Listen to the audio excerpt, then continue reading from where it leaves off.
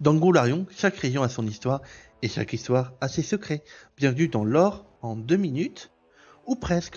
Aujourd'hui, les royaumes fluviaux. Dispersés entre les forêts denses et les marais traîtres du bassin de Seleim, les royaumes fluviaux s'étendent au centre de l'Avistan.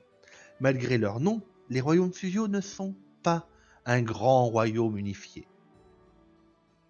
Ce sont une mosaïque de cités-États indépendantes, avec ses lois, ses dirigeants et sa propre vision de la liberté.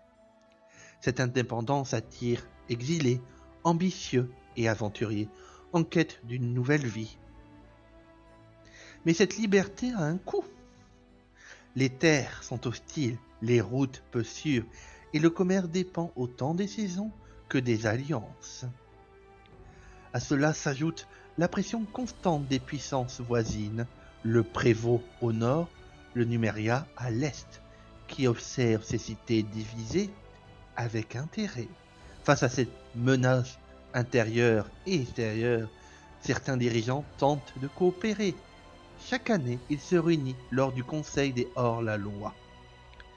Un rassemblement censé défendre leur indépendance et coordonner leurs intérêts.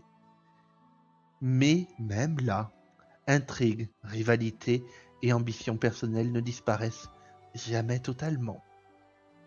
Parmi les cités notables, nous pouvons citer Dag, connu pour sa guilde d'assassins et d'empoisonneurs, Timon, où les arènes influencent la politique, Sertech, protégé par un cercle de druides, Lydis, la cité perdue, convoitée mais instable, et Pita, cité où l'art est étroitement contrôlé par son dirigeant pour servir sa propre gloire.